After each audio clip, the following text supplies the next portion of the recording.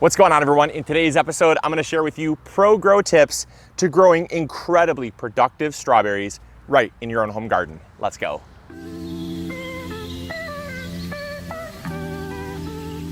The first pro tip I've got for you to growing insane strawberries in your home garden has to do with fertilizer.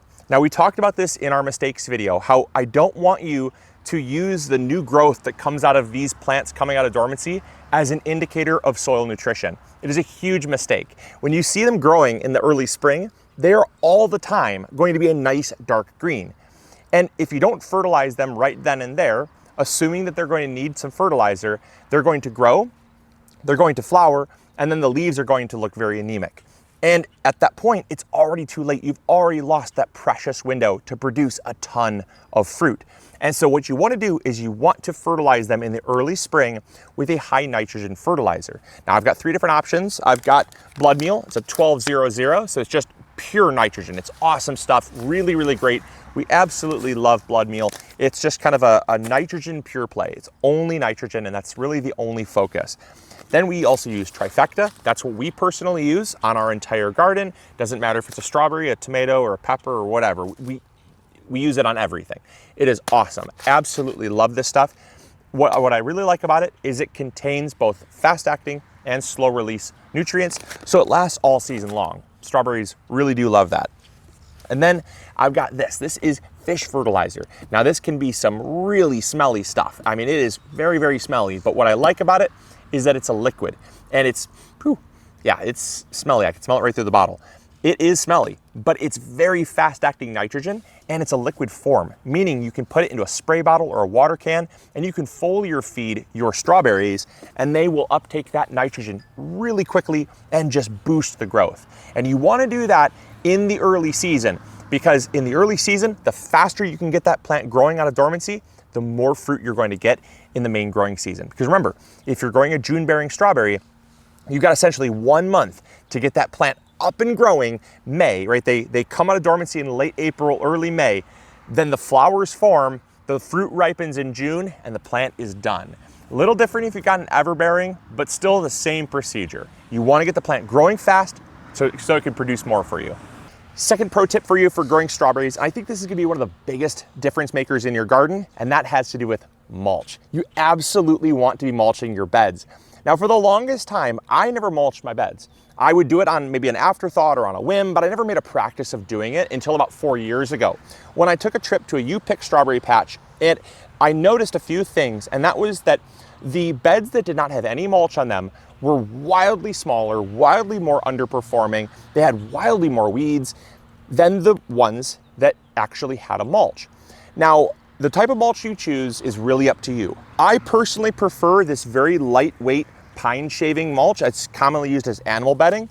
I absolutely couldn't recommend it enough. It is my favorite mulch for so many reasons. One is it's lightweight. It just sifts in between all the foliage. It doesn't suppress the growth, so the growth can just pop right up through. Even though they're established plants, they just grow right through it. It is awesome. I absolutely love it. But then the second reason why I love this mulch is it's weed-free. There's no weeds in this. If you were to use straw or hay or grass clippings, other types of organic material, they can often have weed seeds in them, which can be kind of counterproductive to applying a mulch. So I absolutely love it. It is my favorite mulch. But so the other reason why mulching your strawberries is a good idea has to do with fruit quality. Now, this is something that a lot of gardeners are going to overlook unless you've actually noticed this. Strawberries are very prone to gray mold as well as sun scald. And gray mold is caused from the berries sitting on bare soil. Those fungal spores are transferred from the berry that is sitting right in close proximity to the soil, and oftentimes the top will look beautiful, you'll pick it, and the underside will be moldy. It is a gardener's worst nightmare. I mean, it just is so devastating to see these beautiful strawberries and then pick them up and see nothing but mold on the bottom. And I cannot recommend it enough. It really will cut down, especially a light colored mulch like this pine shavings. The berries just sit right on top of it. It allows airflow to get underneath.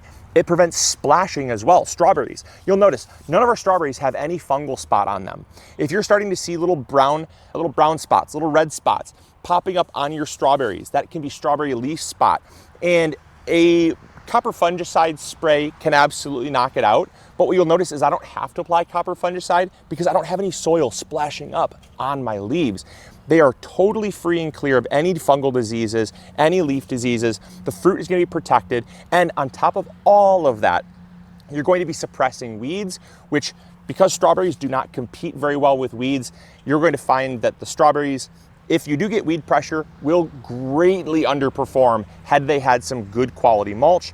But then lastly, the mulch is protecting the soil from evaporation because strawberries are 95 to 97% water, meaning the more water they can have in the soil, the better they're going to produce and the larger your fruit is going to be. That's why I know it's a lot. If you have to rewind, watch this again.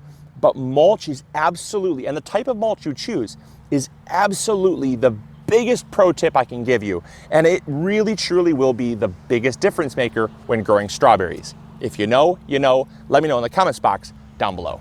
Third tip I got for you, and this is also really important, but not nearly as important as mulch, but I do think it's so important you should probably take this into consideration when choosing strawberries.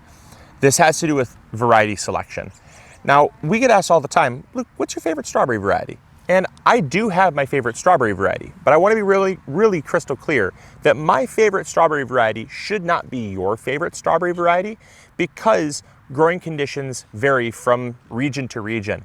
If you live down south, say in Florida or Texas, Southern California, Arizona, New Mexico, any of those really warm states that don't have a very long winter, if any winter at all, my favorite strawberry is completely irrelevant to you because you have less chill hours.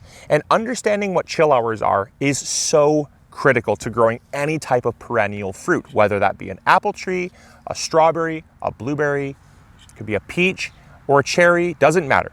Chill hours matter because chill hours are the amount of hours at or below 40 degrees Fahrenheit that resets the fruiting cycle of that perennial. You see, these right here are June bearing. They require at least 400 chill hours in order to reset their fruiting. If you live somewhere down south that does not receive 400 chill hours, 400 hours at or below 40 degrees Fahrenheit, you need to be growing what's called an everbearing. An everbearing is a variety of strawberry that does not require chill hours. It does not need a reset period. They will grow and perpetually continue to produce fruit throughout the entire growing season. Now, the great thing is that here in Michigan, we can grow everbearing as well. You just may not get quite as much fruit as someone down south.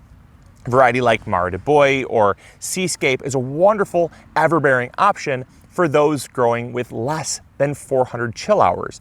Most of your June-bearing varieties will need between 400 and 600 chill hours, and I cannot tell you how big of a difference this is going to make, because if you live down south and you choose any of these varieties and you have really warm weather, they're not going to produce well. They might produce a tiny bit, they might produce nothing at all because they're not getting reset properly. And it's just so important you understand.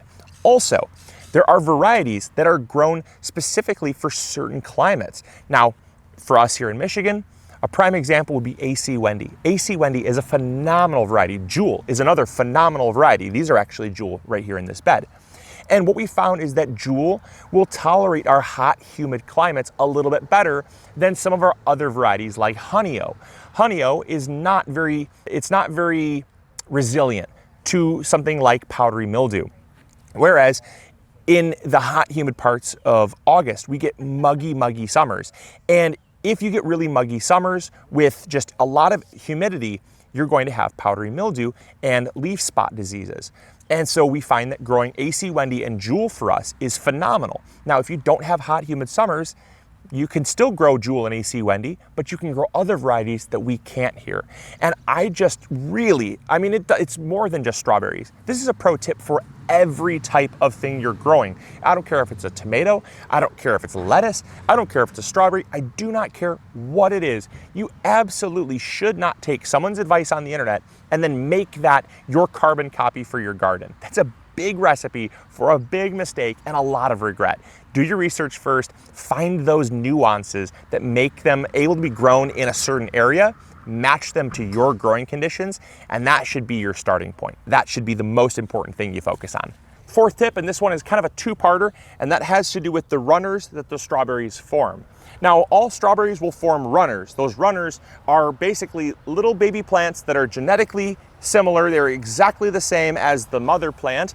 Think of like a spider plant. Have you ever seen a spider plant before? They have those little kind of wiry bits that come off the top, and then they have a little plant at the bottom, and then that plant, when it touches soil, will set down roots. It is the exact same as strawberries. Strawberries will send out a little wiry bit out of the top once they're done fruiting and flowering, and they will send out that wiry bit that has a teeny tiny tuft of growth on it. It only takes a bit of contact for that little wiry bit to start setting down roots and growing a whole new strawberry plant. That's what all of these are on the ground. We did not plant these on the ground. They were from plants in the fall that had trailed over, set down roots, and now they are growing and even flowering right in our mulch. And a big mistake that gardeners make is, one, not clipping those. If you do not clip them, I came through with scissors and I clipped them all very well. That is one of the big reasons why I advocate having nice, neat rows of strawberries, because if you have too many strawberries in a bed like this, it becomes very challenging to find out where those runners are and be able to track them down and cut that umbilical cord, if you will. It's kind of the lifeline between the mother plant and the little baby plants. And if you don't cut it, that connection will always be there, and it will dramatically reduce the amount of energy that mother plant will have to provide fruit and continue to grow. It's essentially a lifeline. It's life support for that baby plant. Now, once they're rooted, they are their own plant. They do not need that support anymore. And that's where coming through and clipping those and being very diligent about doing that can be so critical to guaranteeing better fruit production the following season.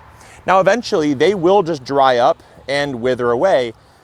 But like I said, it is highly advised that you do that during the main growing season. If you want to replicate plants to your heart's content. But as soon as those plants are rooted, absolutely cut them. Otherwise, you'll really regret it later. And then the second part to this, I said it was a two-parter. The second part is, do not start with how many plants you need. If your goal is 100 plants, plant 20 or 30. By the end of the growing season, you will have near 100 plants. And that's because all of those runners are free plants. Don't start with 100. If you start with 100 and you need 100, you're going to regret it. You're going to be stressed, overwhelmed, and you're not going to know what to do with all this abundance of just runners going everywhere. It'll be a complete mess. It gets very difficult to maintain, and then your plants are going to be overcrowded. And overcrowded plants will not produce well. You really want to keep spacing retained if at all possible. I know that it can get a little bit messy, and absolutely, my bed is not perfect. There's a few gaps where some plants have died. That's normal and to be expected. I'm probably going to take some of these from the walkway and plant them up here in some of these holes, but you really do want 4 to 6 inches spacing between each strawberry plant, and that's irregardless of a year down the road, 2 years down the road, or even 5 years down the road. You really want that spacing, because if you don't give that spacing, they're going to be way too crowded. That is the spiel on the runners. A lot of gardeners get it wrong, and a lot of gardeners end up regretting not taking care of those runners. So I hope you guys enjoyed. I hope you all learned something new. There are so many more pro tips to growing strawberries. We just ran out of time, but these are definitely the most important. I mean, in my list of top 4, there's definitely top 4 for sure. But if you really enjoyed this video, let me know in the comments box down below if you'd like additional videos on strawberry pro tips. I've got so many from my experiences growing strawberries and people in the industry that have taught me. Let me know if you'd like to see more. I'd be happy to do more videos that you want to watch. And please like this video, subscribe if you haven't already. And as always, this is Luke from the MIgardener channel, reminding you to grow bigger. Take care. Bye. Hey, thank you so much for watching today's video. I really appreciate it. If you enjoyed, consider clicking this one. You'll probably enjoy it just as much.